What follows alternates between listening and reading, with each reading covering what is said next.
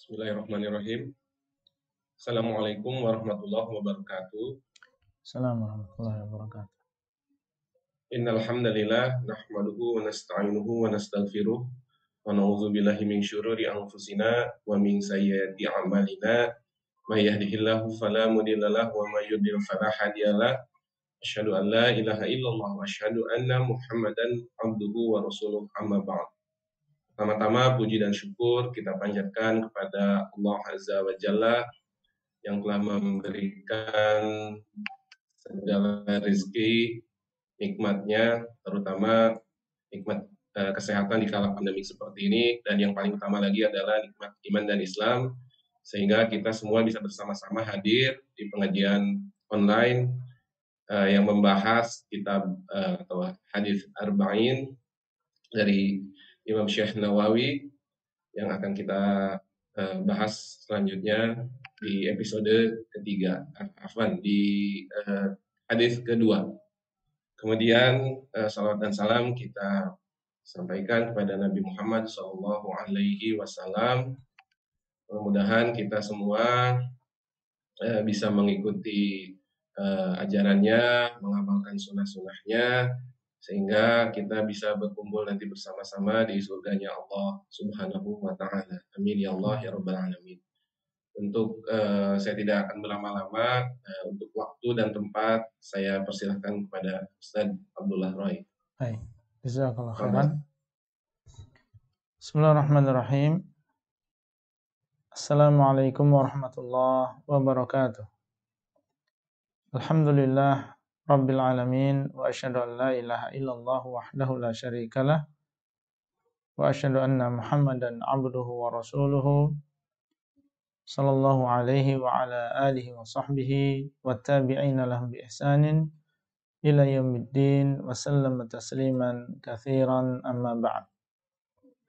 Alhamdulillah, kita bersyukur kepada Allah SWT dengan sebanyak-banyak syukur dan memuji Allah dengan sebanyak-banyak pujian yang telah memberikan begitu banyak kenikmatan kepada kita semuanya, baik yang zahir maupun yang batin, kenikmatan yang berkaitan dengan agama, yaitu Islam dan juga iman, ketaatan kepada Allah dan juga Rasulnya, maupun kenikmatan yang berkaitan dengan dunia kita, harta dan juga kesehatan. Semoga Allah SWT senantiasa mengingatkan kita tentang nikmat-nikmat tersebut dan menjadikan kita orang-orang yang pandai untuk mensyukuri nikmat Allah SWT.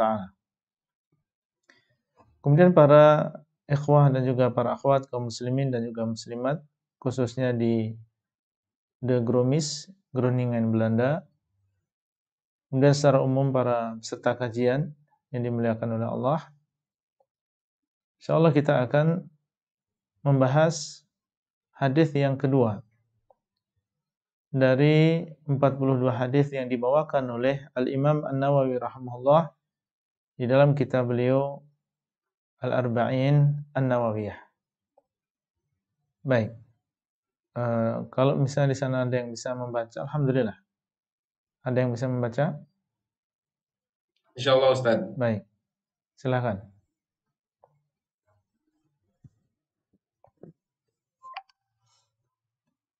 Bismillahirrahmanirrahim. An Umar radhiyallahu anhu aidan qala bainama nahnu julusun inda Rasulillahi sallallahu alaihi wasallam dzata yaumin idh tala'a alaina rajulun syadidu bayadi thayabi syadidu sawadi sya'ri la yura alaihi atharus safar wa la ya'rifuhu minna ahad hatta jalasa ilan nabi sallallahu alaihi wasallam fa asnada rukbatayhi ila rukbatayhi wa wada'a kaffaihi ala fakhinaihi wa qala. Sampai di sini dulu. Al-Imam An-Nawawi beliau mengatakan al-haditsu tsani. Hadis yang kedua, yaitu di antara 42 hadis yang dibawakan oleh beliau di dalam kitab ini, dan hadis-hadis ini adalah hadis-hadis yang sangat penting untuk dipelajari karena di dalamnya ada kaidah-kaidah, ada prinsip-prinsip, ada pokok-pokok di dalam agama ini. Ada yang berkaitan dengan akidah, ada yang berkaitan dengan muamalah, ada yang berkaitan dengan akhlak dan seterusnya. Sehingga barang siapa yang ingin mempelajari agama Islam ini lebih dalam, maka hendaklah dia memiliki perhatian yang besar terhadap kitab Al-Arba'in An-Nawawiyah ini dan juga penjelasannya. An Umar radhiyallahu anhu aidan. Dari Umar radhiyallahu taala anhu aidan. Yaitu dari Umar juga. Kenapa di sini disebutkan aidan? Karena di dalam hadis yang pertama juga diriwayatkan oleh Umar bin Khattab. Sehingga beliau mengatakan karena yang pertama diriwayatkan oleh Umar, sehingga sekarang beliau mengatakan an Umar radhiyallahu anhu aidan, dari Umar juga. Hadis yang pertama dari Umar dan hadis yang kedua dari Umar bin Khattab radhiyallahu taala anhu. Qala bainama nahnu 'inda Rasulillah sallallahu alaihi wasallam. Beliau mengatakan ketika kami bersama atau di sisi Rasulullah sallallahu alaihi wasallam. Kebiasaan para sahabat radhiyallahu taala anhum, mereka bermajelis bersama Nabi sallallahu alaihi wasallam dan tujuannya adalah untuk menimba ilmu dari beliau sallallahu alaihi wasallam yang diturunkan kepada beliau wahyu. Kadang mereka mendengar Al-Qur'an dari Nabi sallallahu alaihi wasallam dan terkadang mendengar hadis-hadis Nabi sallallahu alaihi wasallam. Inilah yang dilakukan oleh para sahabat radhiyallahu taala anhum. Dzata yaumin, pada suatu hari. Tidak disebutkan di sini kapan peristiwa itu terjadi, hanya disebutkan oleh Umar bin Khattab bahwasanya ini terjadi pada suatu hari. Karena penentuan kapannya di sini bukan sesuatu yang mempengaruhi. Yang terpenting adalah apa yang terjadi pada kejadian tersebut. Seandainya penentuan waktu di sini adalah sesuatu yang sangat penting kita ketahui, tentunya sudah disebutkan. Ittala'a alaina rajulun syadidu bayadhis thiyab. Ketika kami dalam keadaan seperti itu, tiba-tiba muncul kepada kami seorang laki-laki. Berarti ini kejadiannya tiba-tiba ya.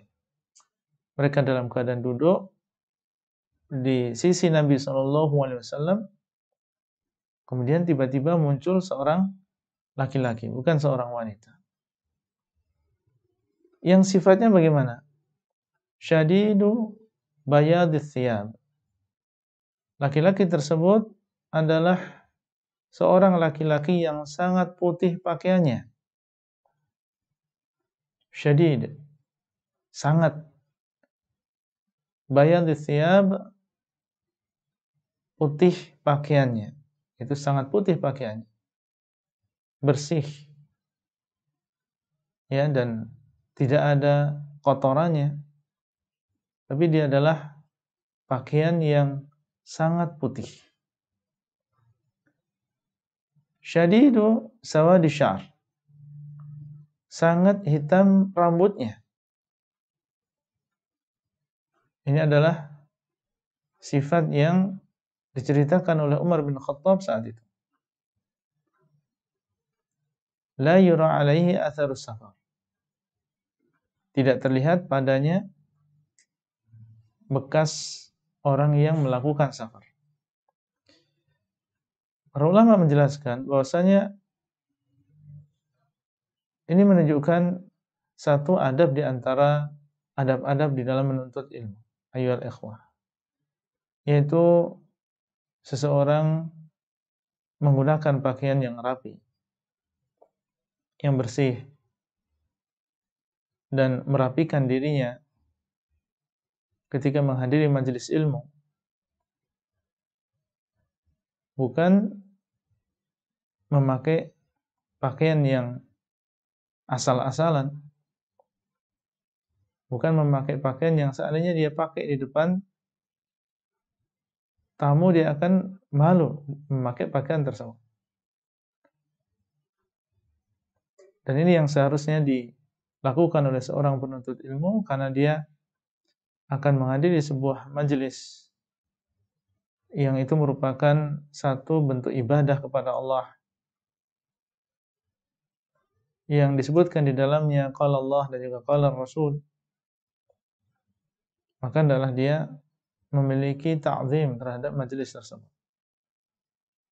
Demikian para pendahulu kita ketika mereka menghadiri majelis ilmu, mereka memakai pakaian yang rapi. Bahkan disebutkan oleh sebagian ulama bahwasanya ketika mereka mau mengajar hadis Nabi SAW, datang dalam keadaan dia bersuci, artinya berwudu. Karena mereka mau melakukan ibadah yang agung, yaitu menuntut ilmu agama. Dan diharapkan yang demikian adalah termasuk bentuk pengagungan kita terhadap ilmu. Dan orang yang memiliki pemuliaan dan pengagungan terhadap ilmu, maka diharapkan dia akan mendapatkan ilmu. Orang yang mengagungkan ilmu, maka dia akan mendapatkan ilmu. Tapi orang yang meremehkan dan menghinakan ilmu, maka dia tidak akan mendapatkan ilmu. Akan mendapatkan ilmu sesuai dengan kadar pengagungan dia terhadap ilmu itu sendiri. Pakaiannya sangat putih dan rambutnya sangat hitam. La yura alaihi atharu safar. Tidak nampak pada laki-laki tersebut bekas orang yang melakukan perjalanan. Jadi kalau orang melakukan perjalanan yang panjang, apalagi zaman dahulu ya, mereka tidak ada ruangan khusus. Kalau ada debu, mereka terkena debu. Ya, kalau ada angin, mereka terkena angin. Mungkin rambutnya juga kotor dan acak-acakan. Pakaiannya juga demikian. Meskipun dia mungkin awalnya pakai baju yang berwarna putih, mungkin sampai tujuan sudah warnanya sudah tidak karuan. Ketika laki-laki ini datang, tidak terlihat sama sekali pada dirinya bekas orang yang safar. Karena bajunya sangat putih, ini nggak mungkin orang yang baru datang dari safar. Dan rambutnya demikian hitamnya, rapinya. Ini tidak mungkin kalau dia adalah orang yang baru datang dari safar. Berarti kalau tidak memiliki ciri orang yang safar, harusnya dia adalah orang yang tinggal di kota Madinah. Nah, kalau dia adalah orang yang tinggal di kota Madinah, tentunya ada di antara kita, di antara para sahabat Nabi SAW yang mengenal orang tersebut. Apalagi kota Madinah saat itu masih kecil, sebatas halaman Masjid Nabawi yang ada sekarang. Jumlah rumah masih bisa dihitung. Baik. Namun apa? Wala ya'rifuhu minna ahad. Dan tidak ada seorang pun dari kami yang mengenalnya. Bukan orang yang baru safar, dan tidak ada di antara kami yang mengenalnya. Berarti dia bukan termasuk penduduk Madinah. Karena tidak ada di antara kami yang mengenal orang tersebut. Ini sesuatu yang aneh. Kalau dia safar, nggak ada ciri-ciri orang yang baru safar. Tapi kalau dia penduduk Madinah, kok tidak ada di antara penduduk Madinah yang mengenal orang tersebut. Maka ini sudah suatu keanehan, dia datang tiba-tiba dan sifatnya demikian. Hatta jalasa ila Nabi sallallahu alaihi wasallam. Sampai dia mendatangi atau duduk kepada Nabi sallallahu alaihi wasallam. Kepada Nabi sallallahu alaihi wasallam artinya duduknya sangat dekat dengan Nabi sallallahu alaihi wasallam. Dan ini juga adab dalam menghadiri majelis ilmu, seseorang berusaha untuk mendekat kepada orang yang berbicara. Karena menunjukkan bahwasanya dia memang benar-benar ingin mendapatkan ilmu. Jangan kita kalau bermajelis ilmu, depan masih kosong, kemudian kita memilih di belakang, bersandar apalagi. Ya, kita berusaha untuk mendekat kepada guru kita. Karena semakin dekat, semakin mudah kita menerima ilmu. Dan semakin dekat, semakin jauh dari sesuatu yang mengganggu. Karena kalau di dekat guru kita, maka kita akan lebih konsen. Adapun kalau seseorang agak jauh dari majelis, di belakang apalagi banyak godaannya, buka HP, ngobrol dan seterusnya, atau tengok kiri, tengok kanan, sehingga dia kurang mengambil faedah dari majelis ilmu tersebut. Fa'asnada rukbatayhi ila rukbatayhi. Maka dia pun menyandarkan kedua lututnya kepada kedua lutut Nabi SAW. Dia menyandarkan kedua lututnya kepada kedua lutut Nabi SAW. Ini menunjukkan betapa dekatnya. Betapa dekatnya dia dengan Nabi SAW sampai nempel. Wa wada'a kaffaihi 'ala fakhidaihi. Dan dia meletakkan kedua telapak tangannya di atas kedua pahanya. Meletakkan kedua tangannya di atas kedua pahanya. Ini adalah sikap yang sangat sopan, dan ini menunjukkan juga adab di antara adab penuntut ilmu, bagaimana dia duduk di hadapan gurunya. Ya, dalam keadaan dia siap untuk menerima ilmu tersebut. Nah, setelahnya, waqala ya Muhammad,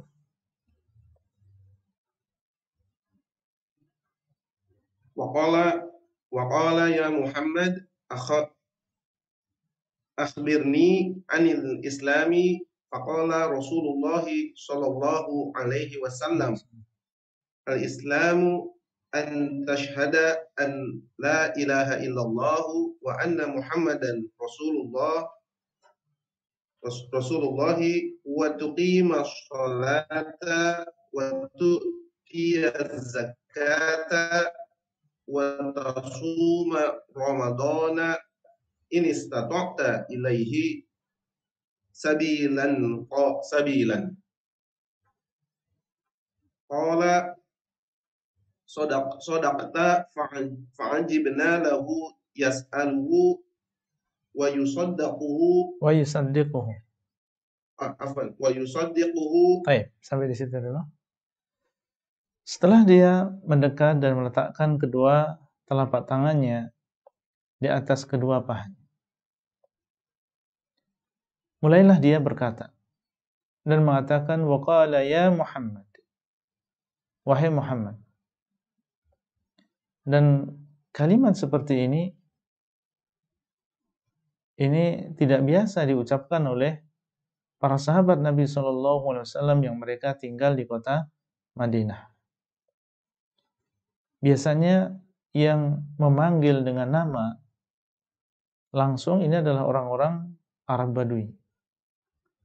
Adapun para sahabat Nabi SAW yang sangat dekat dengan beliau dan tinggal di kota Madinah, biasanya mereka mengatakan, ya Rasulullah, ya Nabi Allah, wahai Rasulullah, wahai Nabi Allah. Ya, karena dalam Al-Quran disebutkan tentang larangan memanggil beliau dengan seperti kalau kita memanggil di antara kita.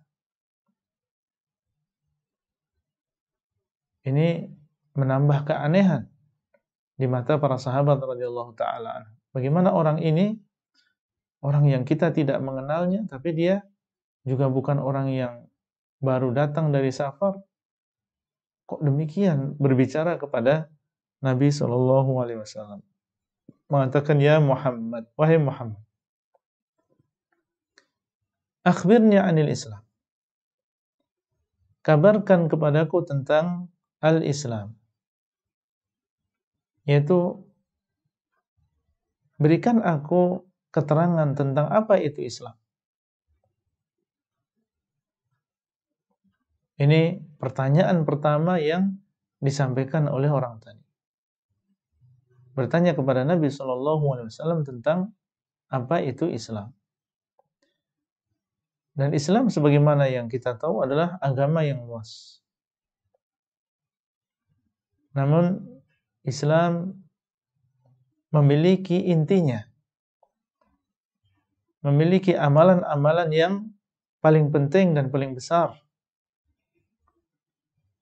Maka Nabi SAW saat itu, faqala Rasulullah SAW berkata, maka berkatalah Rasulullah SAW menjawab pertanyaan tadi dengan menyebutkan rukun Islam yang jumlahnya ada 5. Beliau menyebutkan amalan-amalan yang paling besar yang ada di dalam agama Islam. Al-Islamu an tashhada an la ilaha illallah wa anna Muhammadan Rasulullah wa tuqima as-salah wa tu'ti az-zakah wa tasuma Ramadan wa tahujja al-baita in istata'ta ilaihi sabila. Islam adalah engkau bersaksi bahwa tidak ada sesembahan yang berhak disembah kecuali Allah, dan bahwasanya Muhammad adalah Rasulullah, dan engkau mendirikan salat, membayar zakat, berpuasa di bulan Ramadan, dan berhaji ke Baitullah apabila engkau mampu untuk menuju ke sana. Beliau menyebutkan rukun Islam yang jumlahnya ada 5. Dan penjelasan tentang rukun Islam yang 5 ini insyaallah akan kita perluas pada penjelasan hadis yang ketiga. Karena hadis yang ketiga, hadisnya Abdullah bin Umar, ini akan disebutkan bahwa Islam itu dibangun di atas 5 perkara, bunyal Islamu ala khamsin, syahadati an la ilaha illallah, dan seterusnya.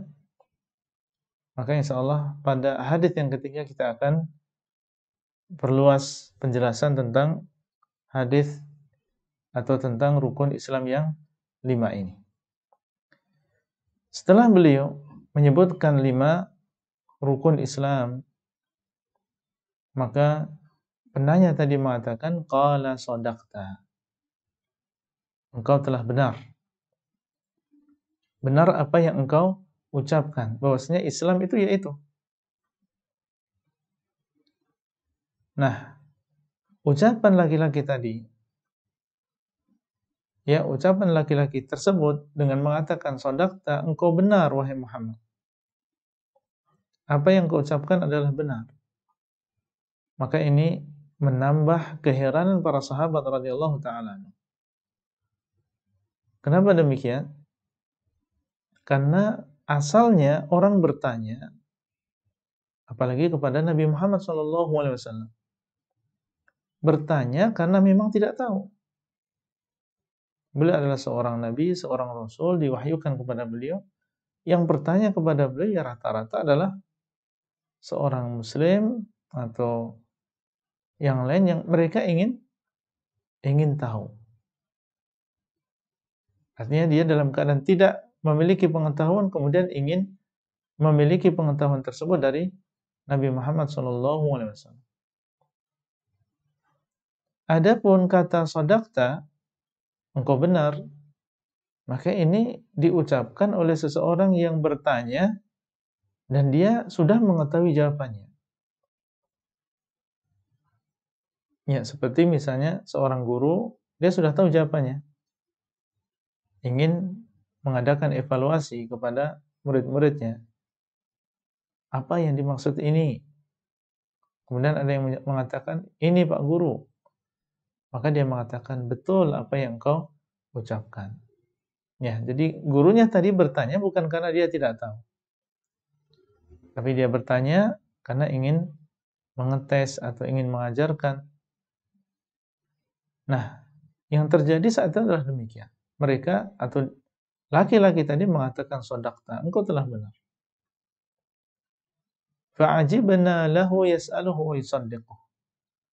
Maka kami pun heran terhadap laki-laki ini. Dia bertanya kepada Nabi SAW, kemudian dia membenarkan. Ini kan sesuatu yang dilakukan oleh orang yang sudah punya ilmunya. Dan siapa di antara manusia yang lebih tahu daripada Nabi SAW? Ini menambah keheranan para sahabat radhiyallahu taala anhum. Nah, qala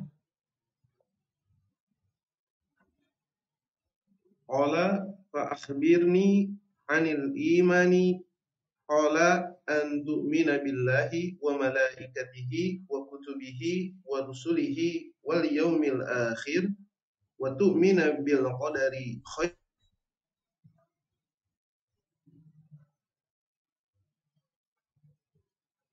khairihi wa syarrihi. Irni 'anil ihsan. Baik, cukup sampai di situ dulu. Qala fa akhbirni 'anil iman. Kemudian setelah dijawab oleh Nabi SAW, pertanyaan yang pertama, maka dia bertanya dengan pertanyaan yang kedua. Qala fa akhbirni 'anil iman. Kabarkan kepadaku tentang masalah iman. Di sana ada Islam, di sana ada iman. Kalau itu Islam, sekarang iman apa? Kita sebagai seorang muslim harus bisa memahami apa bedanya antara Islam dengan iman.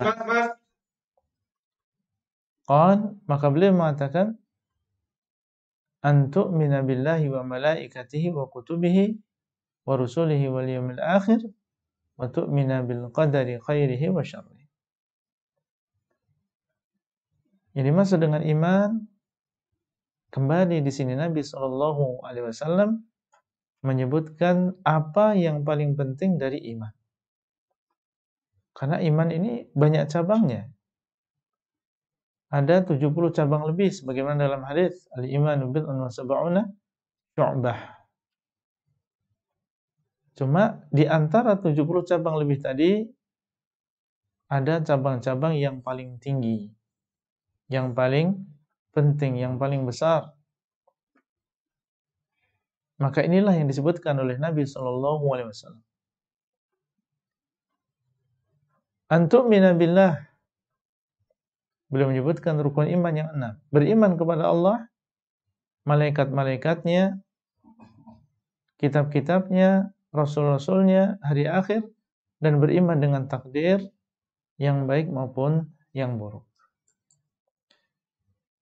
Yang dimaksud dengan beriman kepada Allah adalah secara singkat, seseorang dinamakan beriman kepada Allah kalau dia beriman yang pertama bahwasanya Allah SWT dialah yang mencipta, memberikan rezeki, mengatur alam semesta. Satu-satunya yang melakukan itu semuanya. Tidak ada yang melakukan itu kecuali Allah. Itu harus ada pada diri kita. Sehingga kita dinamakan orang yang beriman kepada Allah. Kemudian yang kedua adalah beriman dengan nama dan juga sifat Allah. Kalau Allah SWT mengabarkan kepada kita tentang nama, sifat, di antara nama dan juga sifatnya, maka kita sebagai seorang yang beriman harus percaya ini adalah nama Allah dan ini adalah sifat Allah. Dan harus kita yakini bahwa hal yang demikian tidak sama dengan makhluk. Kita tetapkan sebagaimana Allah kabarkan karena dialah yang lebih tahu tentang dirinya, dan tidak boleh kita serupakan dengan makhluk. Demikian pula kalau nama dan sifat tadi datang dari Rasulullah SAW, kita tetapkan dan tidak boleh kita serupakan dengan makhluk. Itu harus ada. Kemudian yang ketiga, kita harus mengesahkan Allah di dalam ibadah. Menjadikan Allah sebagai satu-satunya zat yang disembah dan diibadahi. Ibadah, doa, meminta pertolongan, meminta perlindungan, bernazar, menyembelih, harus kita serahkan hanya kepada Allah saja, dan tidak boleh sekali-kali meskipun hanya satu titik kita serahkan kepada selain Allah ibadah tersebut. Kalau ini terpenuhi, maka kita sudah dinamakan beriman kepada Allah. Sudahkah kita demikian? Silakan masing-masing melihat pada dirinya sendiri. Kemudian yang kedua adalah beriman dengan kitab-kitab Allah, atau beriman dengan malaikat-malaikat Allah. Bagaimana cara beriman dengan malaikat-malaikat Allah? Sebenarnya luas, namun minimal seseorang beriman dengan malaikat-malaikat Allah adalah meyakini bahwasanya malaikat-malaikat Allah ini adalah makhluk di antara makhluk-makhluk Allah.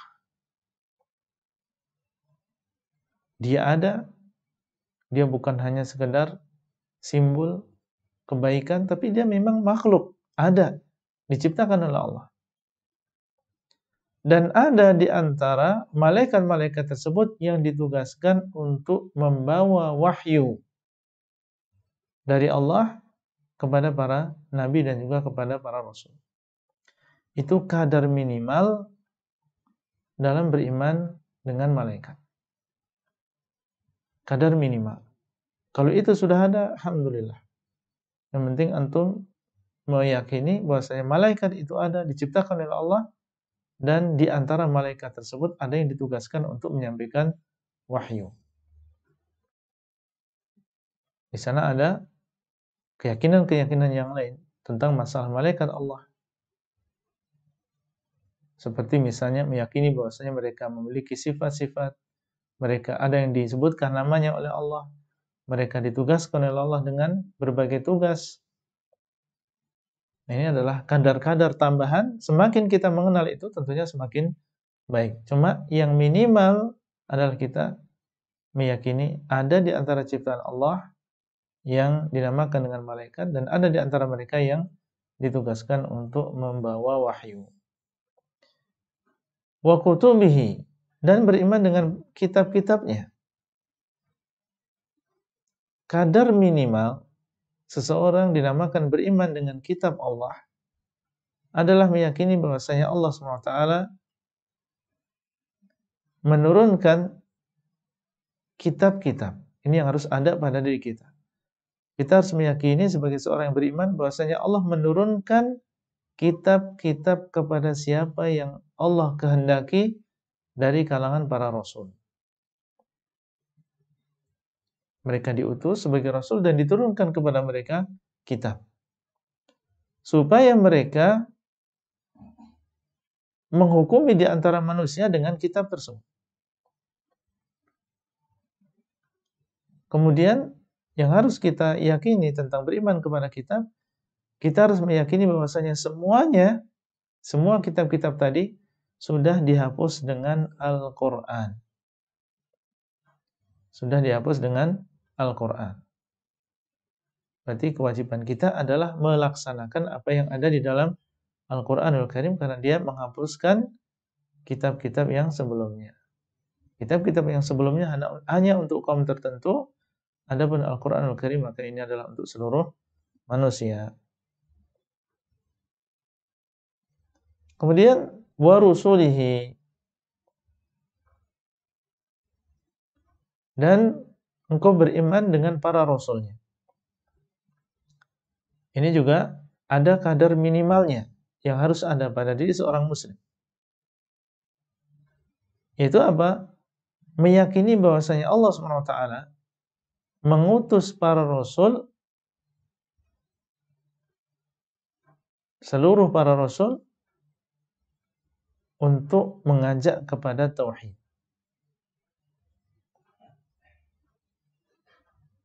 Ya. Dan bahwasanya rasul yang terakhir, nabi yang terakhir adalah Nabi Muhammad SAW. Ini di antara yang harus ada di dalam diri seorang yang beriman. Meyakini bahwasanya Allah mengutus para rasul untuk mendakwahkan tauhid ini. Dan yang terakhir di antara mereka adalah Nabi Muhammad SAW. Di sana ada perkara-perkara yang lain. Kalau memang kita bisa mempelajarinya, maka itu akan membawa kebaikan, yaitu meyakini bahwasanya ada di antara para rasul tadi yang disebutkan namanya oleh Allah, maka harus kita yakini. Dan yang tidak disebutkan namanya, kita harus mengimani secara global. Meyakini tentang sifat-sifat mulia yang dimiliki oleh para nabi dan juga rasul, dan bahwasanya mereka maksum, dan bahwasanya mereka memiliki sifat-sifat manusia seperti yang lain. Maka kalau kita bisa mempelajari yang demikian lebih jauh, tentunya itu lebih utama. Tapi minimal beriman kepada para rasul adalah kita yakin Allah mengutus para rasul, ya, diutus oleh Allah kepada manusia. Dan yang terakhir adalah Nabi Muhammad SAW, dan semuanya ditugaskan oleh Allah untuk mendakwahkan kepada tauhid. Wal yaumil akhir, dan beriman kepada hari akhir. Beriman kepada hari akhir juga perkaranya luas, tapi ada kadar minimalnya, yaitu seorang yang beriman meyakini bahwasanya Allah SWT akan membangkitkan orang yang sudah meninggal dunia. Allah akan membangkitkan kelak mereka yang sudah meninggal dunia. Dibangkitkan oleh Allah dan dihidupkan kembali oleh Allah. Kemudian Allah SWT akan membalasnya. Membalas apa yang mereka amalkan di dunia. Dengan surga tentunya bagi orang yang beriman, dan dengan neraka bagi orang-orang yang kufar, orang-orang yang kafir. Maka ini harus ada dalam diri seorang muslim, itu meyakini Allah akan membangkitkan dan menghidupkan, dan bukan hanya dibangkitkan, Allah akan membalas mereka yang akhirnya ada yang masuk ke dalam surga dan ada di antara mereka yang masuk ke dalam neraka. Itu kadar minimalnya. Di sana ada perkara-perkara yang lain, beriman dengan hisab, beriman dengan mizan, dengan timbangan. Di sana ada dikumpulkan di padang mahsyar dan seterusnya. Maka kalau kita mempelajari itu lebih dalam dan lebih terperinci, tentunya kebaikan yang banyak yang akan didapatkan oleh seseorang. Dan itu yang seharusnya ada pada diri kita, memiliki semangat untuk lebih mengetahui lebih dalam tentang agama kita ini. Kemudian wa tu'mina bil qadari khairihi wa syarrih, dan engkau beriman dengan takdir yang baik maupun yang buruk. Beriman dengan takdir yang baik maupun yang buruk. Kadar minimalnya adalah yang pertama, kita meyakini bahwasanya Allah SWT mengetahui segala sesuatu sebelum terjadi. Allah mengetahui apa yang telah terjadi dan yang sedang terjadi maupun yang akan terjadi. Tidak ada yang luput bagi Allah. Ini harus ada dalam diri seorang muslim. Kemudian yang kedua, meyakini bahwasanya Allah telah menulis segala sesuatu sebelum terjadinya di dalam Lauhul Mahfuz. Yang ketiga, meyakini bahwasanya Allah SWT apabila menghendaki sesuatu atau segala sesuatu di dunia ini terjadi dengan masyiatullah. Terjadi dengan kehendak Allah. Tidak mungkin terlepas dari kehendak Allah. Baik itu berupa nikmat maupun berupa musibah. Baik itu berupa ketaatan maupun kemaksiatan. Semuanya terjadi dengan masyiatullah. Ini harus ada juga pada diri kita. Dan perlu kita ketahui bahwasanya apa yang dikehendaki oleh Allah belum tentu itu dicintai oleh Allah. Maksiat terjadi dengan kehendak Allah, tapi Allah SWT tidak mencintai kemaksiatan. Kemudian yang keempat adalah meyakini bahwa Allah SWT dialah yang menciptakan semuanya. Menciptakan zat kita dan juga menciptakan amalan yang kita lakukan. Menciptakan orang yang sholat dan menciptakan sholat yang dia lakukan. Allah yang menciptakan diri kita dan menciptakan sifat yang kita miliki. Kita memiliki sifat periang, kita memiliki sifat pendiam. Siapa yang menciptakan sifat-sifat tadi? Allah. Allah yang menciptakan kita dan menciptakan seluruh amalan kita. Kita berjalan, kita bergerak, kita berbicara, yang menciptakan juga Allah. Ini 4 perkara ini harus ada di dalam masalah iman dengan takdir. Dan perlu diketahui bersama bahwasanya Al-Imam Muslim ketika beliau meriwayatkan hadis ini di dalam Sahih Muslim. Ya, demikian pula Al-Imam Al-Bukhari dalam Sahih. Disebutkan di situ tentang kisah seorang atau 2 orang tabi'in yang bertemu dengan Abdullah bin Umar bin Khattab dalam keadaan mereka berhaji atau dalam keadaan umrah. Yang jelas keduanya bertemu dengan Abdullah bin Umar di Masjidil Haram. Mereka datang dari Basrah. Ya, dan niat mereka saat itu adalah kalau kita bertemu dengan salah seorang sahabat Nabi SAW, kita akan bertanya kepada beliau tentang sebuah perkara yang baru yang terjadi di negeri mereka Al-Basrah. Karena muncul di sana aliran Qadariyah yang diprakarsai oleh Ma'bad Al-Juhani, di mana keyakinan mereka saat itu adalah tidak ada takdir. Dan bahwasanya sesuatu itu ya terjadi begitu saja dan tidak ada sebelumnya takdir Allah. Artinya mereka mengingkari takdir. Akhirnya 2 orang tabi'in ini, yaitu Yahya ibnu Ya'mar dan juga Humaid ibnu Abdurrahman Al-Himyari, mereka berniat kalau kita ketemu seorang sahabat kita akan tanya, benar enggak ucapan mereka? Dan ini menunjukkan bahwasanya seseorang kalau memang dia tidak tahu terjadi sesuatu yang aneh, bertanya kepada orang yang berilmu. Seperti yang dilakukan oleh 2 orang tabi'in ini. Punya niat. Dan ternyata Allah SWT memberikan taufik keduanya untuk bertemu dengan Abdullah bin Umar. Akhirnya mereka cerita kepada Abdullah bin Umar apa yang terjadi di daerahnya. Ya, kemudian apa kata Abdullah bin Umar ketika mendengar yang demikian? Beliau mengatakan, فَإِذَا لَقِيتَ أُولَئِكَ فَأَخْبِرْهُمْ أَنِّي بَرِيءٌ مِّنْهُمْ وَأَنَّهُمْ بُرَآءُ مِنِّي. Kalau kamu bertemu dengan mereka lagi nanti di Basrah, ketemu mereka lagi, kabarkan kepada mereka bahwasanya Abdullah bin Umar berlepas diri dari mereka dan mereka pun berlepas diri dari Abdullah bin Umar. Menunjukkan bahwasanya keyakinan tadi adalah keyakinan yang salah. Sampai seorang ulama sahabat seperti Abdullah bin Umar mengatakan demikian. Bahkan beliau mengatakan, demi zat yang jiwaku atau demi zat yang Abdullah bin Umar bersumpah dengannya, seandainya salah seorang di antara mereka berinfak dengan emas sebesar gunung Uhud. Orang-orang yang mengingkari takdir tadi berinfak dengan emas sebesar gunung Uhud, kemudian menginfakannya, maka Allah SWT tidak akan menerima darinya sampai dia beriman dengan takdir. Tidak akan menerima darinya sampai dia beriman dengan takdir.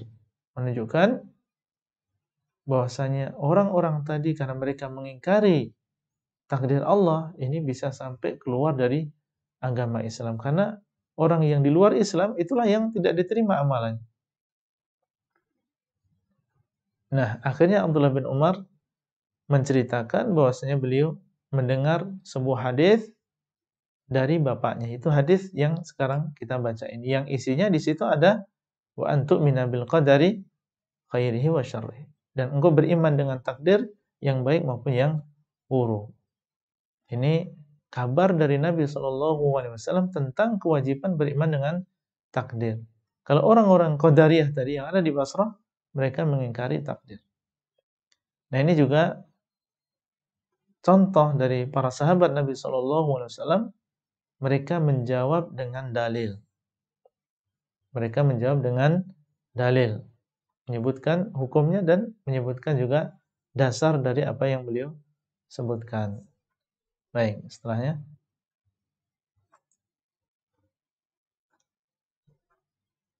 Qala sadaqta.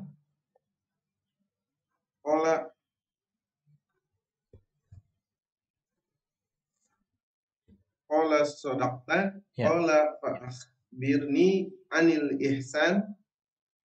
Qala an ta'budallah ka'annaka tarahu fa in lam takun tarahu fa innahu yaraka. Baik. Setelah bertanya tentang Islam dan juga iman, antum lihat, kalau antum perhatikan tentang rukun-rukun Islam, itu semuanya adalah amalan-amalan yang zahir. Syahadat, sholat, puasa, zakat, haji. Amalan-amalan yang zahir yang bisa dilihat oleh orang lain. Tapi iman ini adalah amalan-amalan yang batin. Engkau percaya kepada Allah. Iman, itu dalam hati. Percaya kepada malaikat, kitab-kitab, rasul, hari akhir, beriman dengan takdir. Kita lihat ini adalah amalan-amalan yang batin.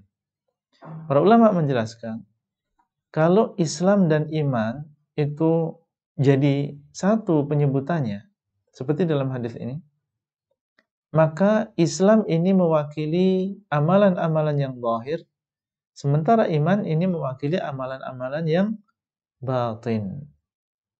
Islam mewakili amalan-amalan yang zahir dan iman mewakili amalan-amalan yang batin. Ya, ini kalau jadi satu. Tapi kalau disebutkan salah satu di antara keduanya, maka Islam mencakup amalan zahir dan juga batin. Iman kalau disebutkan sendiri, maka masuk di dalamnya amalan zahir dan juga amalan yang batin. Baik. Dan iman ini lebih tinggi derajatnya daripada Islam. Lebih tinggi derajatnya daripada Islam. Karena di dalam ayat Allah SWT mengatakan, qalatil a'rabu amanna qul lam tu'minu walakin qulu aslamna walamma yadkhulul imanu fi qulubikum. Orang-orang Arab Badui mereka mengatakan amanna, kami beriman. Allah mengatakan, katakanlah kalian ini sebenarnya belum beriman. Akan tapi katakanlah oleh kalian aslamna, kami Islam. Artinya iman itu lebih tinggi derajatnya daripada Islam. Karena Islam, dia melakukan amalan-amalan yang zahir, mengucapkan syahadat, sholat, puasa, zakat, berhaji. Cuma keimanan yang ada dalam hatinya ini baru tingkat dasar saja. Dia beriman kepada Allah, beriman kepada malaikat, beriman kepada Rasul, kepada hari akhir, kepada takdir. Cuma yang dasar saja, yang asal saja, yang merupakan pokoknya yang dia miliki. Tapi kalau dia sudah semakin baik, artinya melakukan rukun Islam, dan keimanan dia semakin baik, semakin dalam dia memahami keimanan, maka berarti dia naik derajatnya sampai derajat keimanan.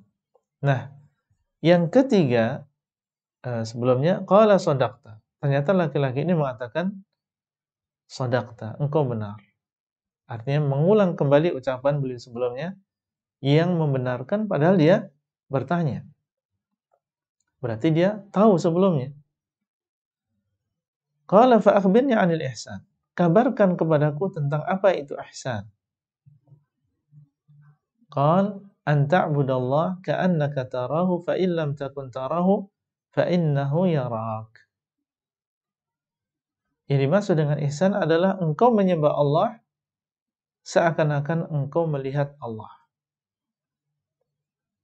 Orang yang menyembah Allah dan menyembah Allah di sini baik dengan amalan yang zahir maupun dengan amalan yang batin. Ya, baik dengan Islam maupun dengan iman. Baik dengan amalan yang zahir maupun dengan amalan yang batin. Ka'annaka tarahu, seakan-akan engkau melihat Allah. Orang yang beribadah dan seakan-akan dia melihat Allah. Bagaimana keadaannya?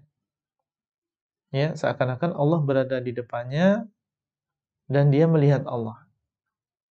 Maka dia akan khusyuk di dalam ibadahnya. Dia di hadapan Al-Malik, Al-Mubin, Raja di Raja, yang maha merajai, yang maha menguasai, yang maha mencipta, yang maha besar. Maka ini adalah termasuk makna dari ihsan. Seseorang mencapai puncak di dalam keislaman dan juga keimanan. Dan mencapai yang terbaik dan yang paling sempurna di dalam beribadah kepada Allah. Kenapa bisa demikian? Karena dia beribadah seakan-akan dia melihat Allah. Ya, ini berarti lebih tinggi tingkatannya daripada Islam, lebih tinggi tingkatannya daripada iman. Karena ini adalah puncak dari keislaman. Yang paling sempurna dari keislaman dan yang paling sempurna dari keimanan, yaitu ihsan. Fa illam takun tarah, kalau engkau tidak melihatnya, artinya tidak sampai derajat engkau beribadah seakan-akan engkau melihat Allah, fa innahu yarak, maka ketahuilah bahwasanya Allah melihatmu. Dan orang yang beribadah merasa diawasi dan dilihat oleh Allah, maka dia akan memperbaiki ibadahnya. Jadi ini dua derajat di dalam ihsan. Derajat yang pertama tadi lebih tinggi, yaitu beribadah kepada Allah seakan-akan kita melihat Allah. Kalau kita tidak melihat Allah, maka ketahuilah bahwasanya Allah melihat kita. Dan dua-duanya menjadikan seseorang beribadah secara sebaik mungkin, sekhusyuk mungkin. Nah, ini adalah derajat yang paling tinggi, dinamakan dengan ihsan. Karena ihsan itu secara bahasa adalah memperbaiki. Ya, memperbaiki, menyempurnakan. Nah, setelahnya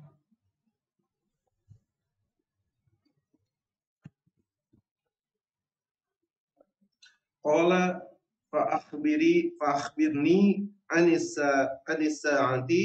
Qala mal mas'ulu anha bi'a'lama minas sa'ili. ya, cukup.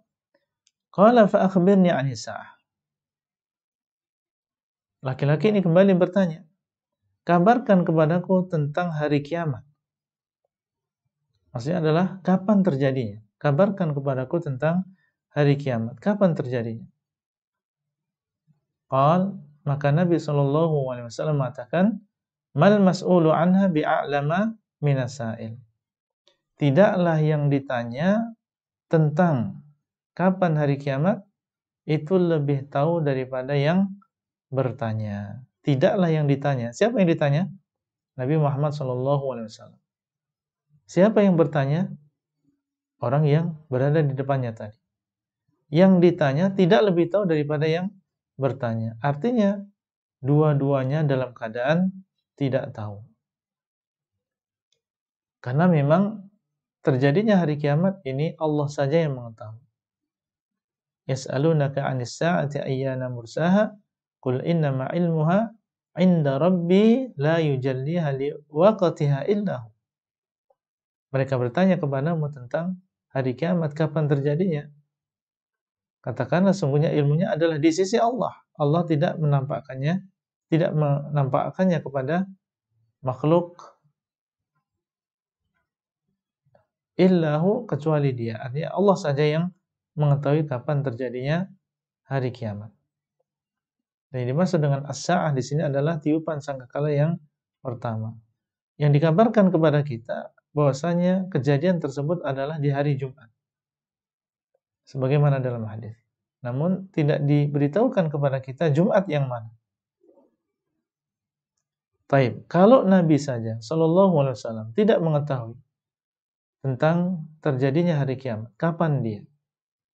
Dan malaikat Jibril juga tidak mengetahui tentang kapan terjadinya hari kiamat, lalu bagaimana ada orang yang mengaku-ngaku dia bisa meramal kapan terjadinya hari kiamat? Kalau misalnya di sana ada orang yang mengaku-ngaku atau kelompok yang mengaku-ngaku mengetahui tentang kapan terjadinya hari kiamat, maka harus kita yakini itu adalah termasuk kedustaan. Karena tidak ada yang mengetahui tentang kapan terjadinya hari kiamat kecuali Allah. Sampai Nabi Muhammad dan malaikat Jibril tidak mengetahui yang demikian. Nah, qala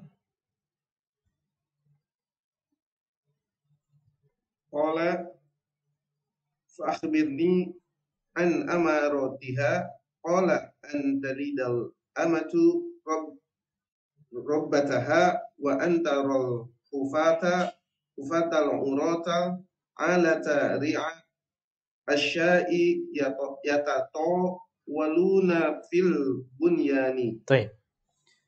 Qala fa akhbirni an amaratiha. Beliau mengatakan, kabarkan kepadaku tentang ciri-cirinya. Kalau memang waktunya kita tidak tahu, maka kabarkan kepadaku tentang tanda-tanda dekatnya as-sa'ah tersebut. Baik.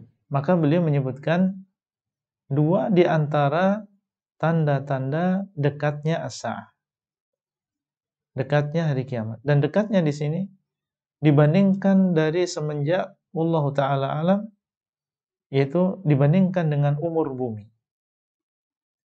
Jadi kalau dibandingkan dengan keseluruhan umur dari bumi atau alam semesta ini, maka jarak antara kita dengan terjadinya hari kiamat ini sangat sebentar sekali. Ya, sangat sebentar sekali. Apa ciri-cirinya? Qal antalidal amatu rabbataha. Di antara ciri-cirinya atau ciri-ciri dekatnya adalah seorang budak wanita itu melahirkan majikan wanitanya. Seorang budak wanita melahirkan majikannya atau melahirkan majikan wanitanya. Para ulama menyebutkan keterangan dan juga penjelasan dari ucapan beliau. Apa maksudnya? Ada yang mengatakan yang dimaksud dengan seorang budak wanita melahirkan majikannya atau majikan wanitanya, ini adalah menunjukkan tentang banyaknya kedurhakaan anak kepada orang tuanya, sampai dia mensikapi ibunya atau mensikapi orang tuanya ini seperti budaknya.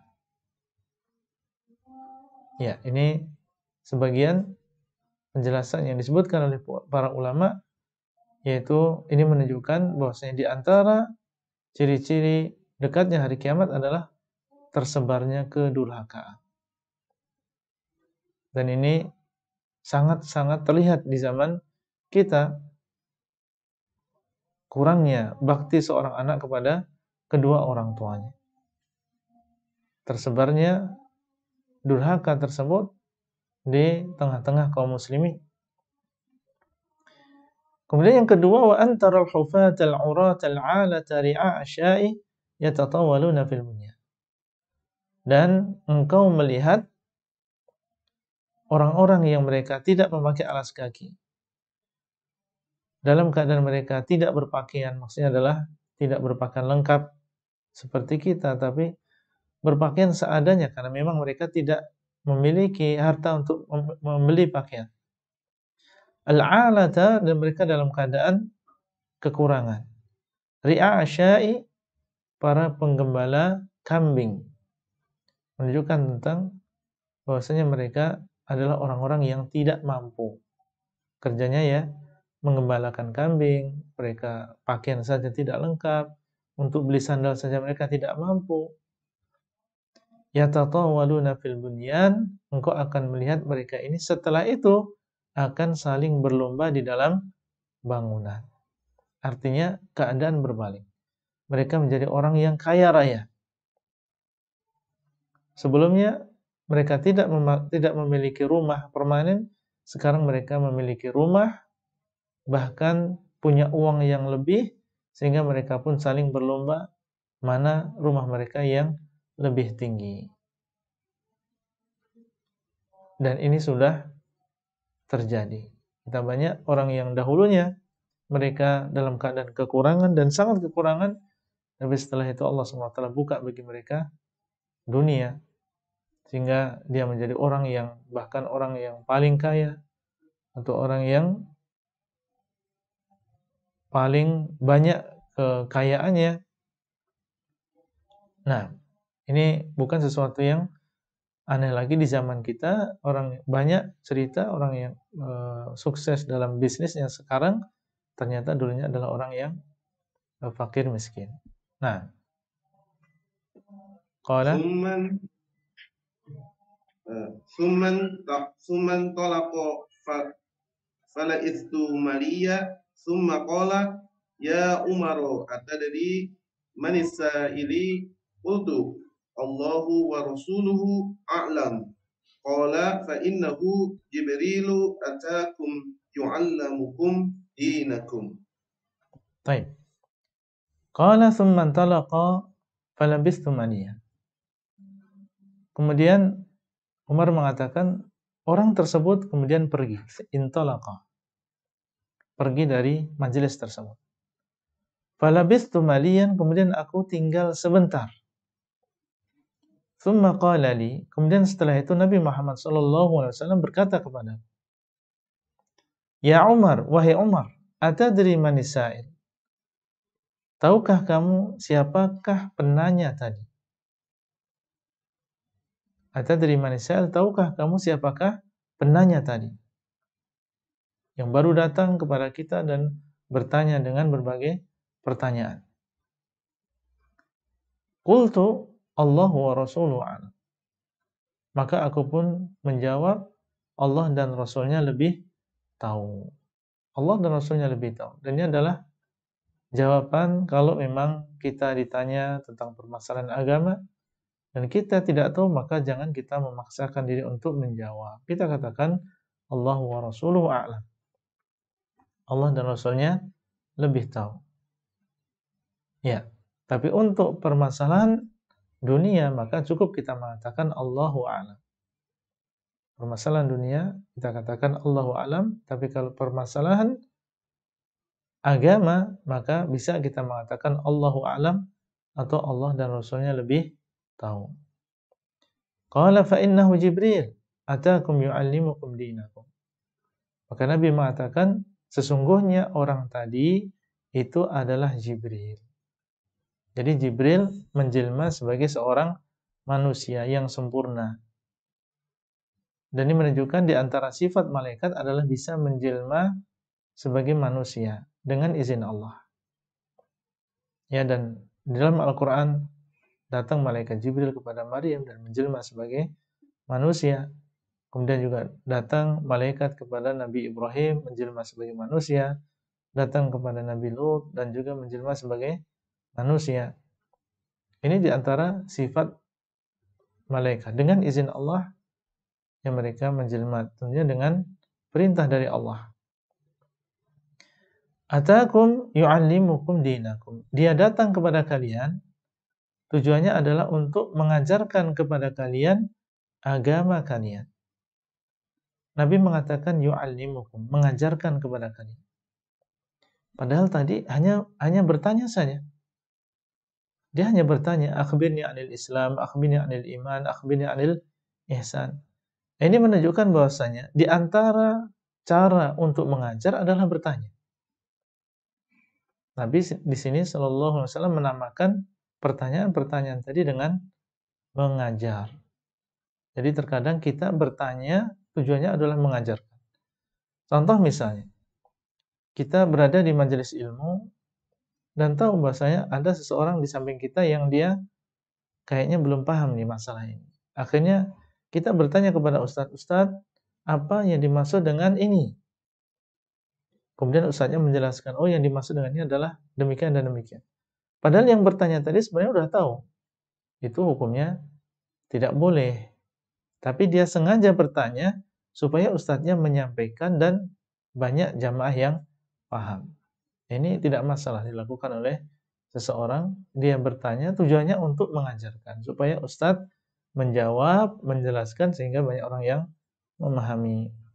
Dinakum, agama kalian. Berarti yang disebutkan tadi itu adalah bagian dari agama.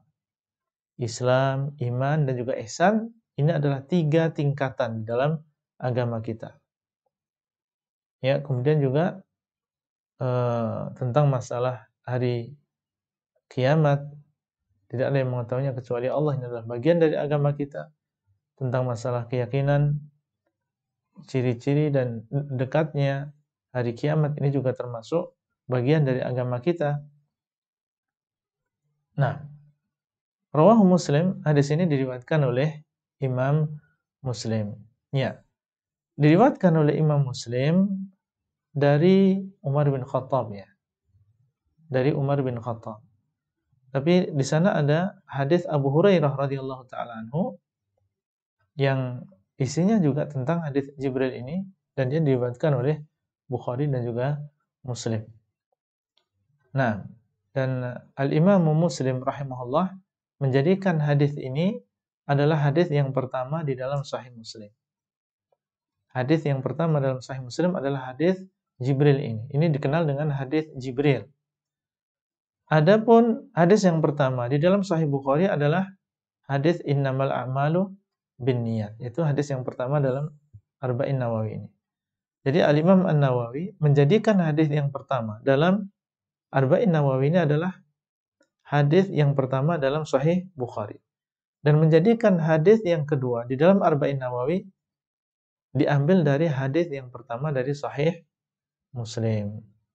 Barakallahu fikum. Mungkin itu yang bisa kita sampaikan pada kesempatan kali ini. Semoga Allah SWT memberikan kepada kita semuanya ilmu yang bermanfaat.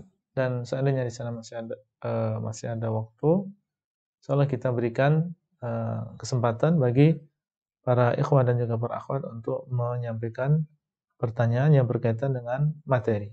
Nah, Syukran, jazakallah khair Ustaz atas paparan penjelasan dari hadis kedua dari hadis Arba'in dari Imam An-Nawawi. Berikutnya saya akan bacakan pertanyaan yang sudah terkumpul dan terkait dengan pembahasan sore ini. Yang pertama tentang ihsan. Bagaimana caranya agar kita senantiasa ihsan? ya. Di antara cara untuk mencapai derajat ihsan, dan ini perlu kesungguh-sungguhan yang terus-menerusnya. yaitu dengan mempelajari nama dan juga sifat Allah. Mempelajari nama dan juga sifat Allah. Karena di antara nama-nama Allah adalah As-Sami' yang Maha mendengar. Berarti Allah SWT mendengar seluruh suara yang kita ucapkan maupun yang keluar dari orang lain, baik itu yang buruk maupun yang baik.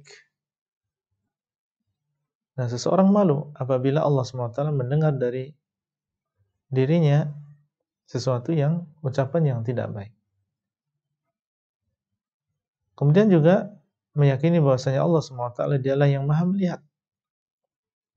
Melihat zahirnya dan juga melihat batinnya. Melihat hati kita dan juga melihat apa yang kita lakukan. Dan mempraktikkan itu dalam kehidupan sehari-hari.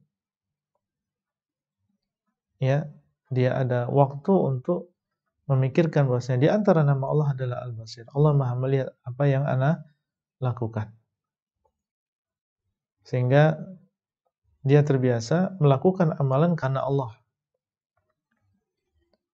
Di antara nama Allah adalah Al-Alim yang Maha mengetahui, Asy-Syahid yang Maha menyaksikan, dan seterusnya. Seseorang mempelajari nama-nama tersebut dan mengetahui tentang maknanya, kemudian dia praktekkan dalam kehidupan dia sehari-hari. Kemudian yang kedua di antaranya adalah seseorang banyak memikirkan tentang penciptaan Allah SWT.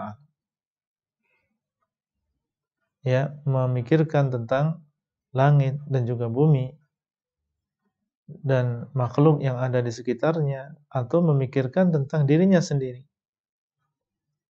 Bagaimana qudratullah, bagaimana kekuasaan Allah dalam menciptakan makhluk-makhluk tersebut, dan bagaimana kebijaksanaan Allah, bagaimana Allah SWT mengukur dan menciptakan makhluk-makhluk tadi dalam kondisi yang paling baik, yang paling seimbang. Kalau seseorang membiasakan memikirkan makhluk-makhluk Allah, maka semakin dia akan mengetahui tentang qudratullah dan akan merasakan kedekatan yang luar biasa kepada Allah, karena dia memikirkan tentang kedahsyatan qudratullah. Akan menjadikan seseorang semakin dekat dengan Allah SWT. Tentunya ini semuanya perlu kesungguhan dan perlu waktu dan juga perlu doa, meminta kepada Allah supaya dijadikan sebagai seorang yang muhsin. Nah, perlu diketahui bahasanya seseorang yang sudah sampai derajat ihsan, merasa diawasi oleh Allah sehingga dia perbaiki amalannya dan juga niatnya, ini bukan berarti dia senantiasa dalam derajat tersebut. Mungkin saja suatu saat akan berkurang keimanannya, sehingga kembali dia dalam keadaan beribadah dan dia tidak merasa banyak diawasi oleh Allah. Mungkin saja demikian terjadi. Jadi seseorang sampai derajat ihsan bukan berarti terus kemudian dia selama-lamanya keadaan seperti itu. Mungkin saja suatu saat dia akan menurun, kemudian naik lagi, turun lagi, naik lagi, dan seterusnya. Wallahu ta'ala a'lam. Terima kasih Ustaz atas jawabannya. Pertanyaan kedua, bagaimana kedudukan syariat Allah dalam masalah takdir? Kemudian mana yang termasuk dalam takdir yang dicintai Allah? Ya. Kita disuruh oleh Allah SWT untuk beriman dengan dua perkara. Ya, beriman dengan takdir dan juga beriman dengan syariat. Dua-duanya ada di dalam Al-Quran. Sehingga kita sebagai orang yang beriman dengan Al-Quran harus beriman dengan dua-duanya. Beriman dengan syariat Allah dan juga beriman dengan takdir Allah. Bagaimana beriman dengan syariat Allah? Beriman dengan perintah-perintah Allah dan juga larangan-larangan Allah. Kita diperintahkan, maka kita melaksanakan. Kita dilarang, maka kita tinggalkan. Itu beriman dengan syariat. Wa ma atakumur rasulu fakhudhuhu wa ma nahakum anhu fantahu. Apa yang diperintahkan, yang diberikan oleh Rasul, maka ambillah, dan apa yang beliau larang maka berhentilah. Kemudian kita juga beriman dengan takdir Allah.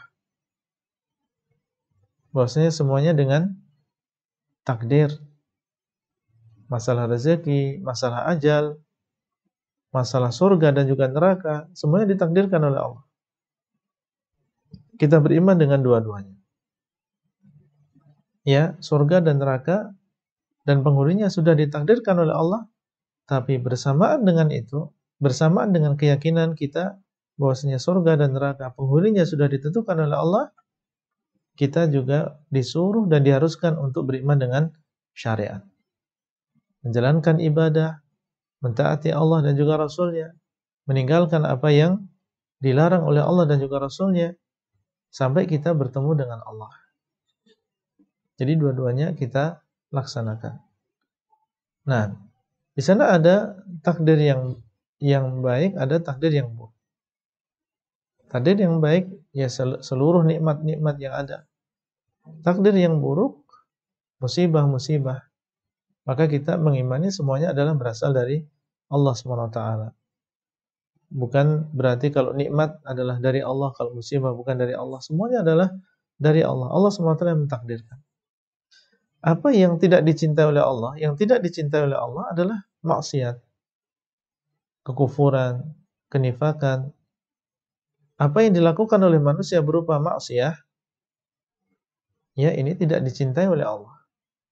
Allah yang mentakdirkan, Allah yang menghendaki, tapi tidak semua yang dikehendaki oleh Allah kemudian dicintai oleh Allah SWT.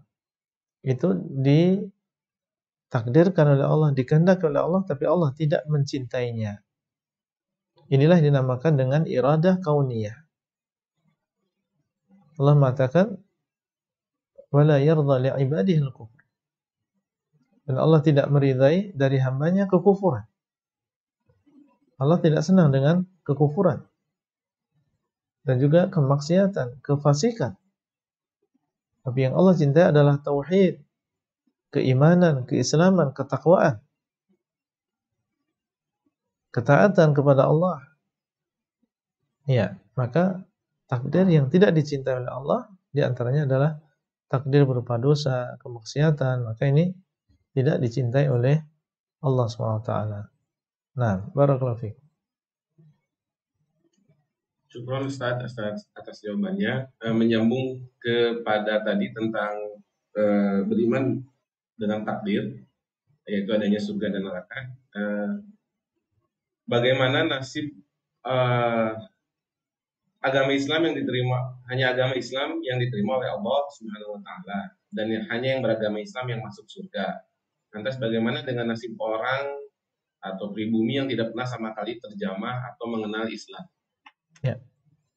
Allah SWT mengatakan, wa ma kunna mu'adzibina hatta nab'atha rasulah. Dan tidaklah kami mengadab sampai kami mengutus seorang rasul. Allah SWT tidak akan mengadab, menyiksa sampai diutus kepada mereka seorang rasul. Kalau misalnya di sana ada seseorang yang sama sekali tidak terjamah oleh dakwahnya rasul, baik secara langsung ataupun melalui para pengikutnya, dia tidak mendapatkan dan tidak sampai kepadanya dakwah rasul. Seperti misalnya ahlul fatrah, orang yang hidup di antara dua masa kerasulan. Rasul yang pertama dia tidak mendapatkannya, dan rasul yang selanjutnya dia juga tidak menemuinya. Dia hidup di antara dua masa. Maka kelak di hari kiamat, orang yang demikian akan diuji oleh Allah. Allah SWT Maha Adil. Akan diuji oleh Allah dengan caranya. Kalau misalnya dia lulus dalam ujian tersebut, maka dia akan dimasukkan ke dalam surga. Dan kalau dia tidak lulus dalam ujian tadi, maka dia akan masuk ke dalam neraka. Ya, kalau dia lulus, maka dia akan masuk ke dalam surga. Dan kalau tidak lulus dalam ujian tadi, yaitu di hari kiamat, maka dia akan masuk ke dalam neraka. Ini adalah menunjukkan tentang keadilan Allah. Allah tidak akan mengadab sampai diutus kepadanya seorang Rasul. Kalau sampai dia sama sekali tidak mendapati seorang Rasul, maka akan diuji oleh Allah SWT di hari kiamat. Nah,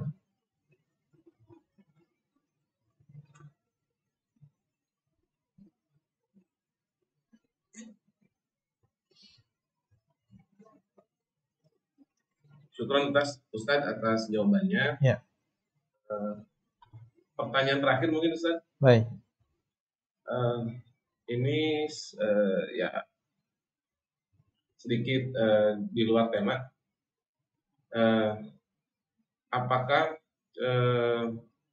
tujuan hidup kita sebagai Muslim salah satunya adalah untuk menjadi khalifah atau pemimpin di dunia ini? Bagaimana penjelasannya Ustaz?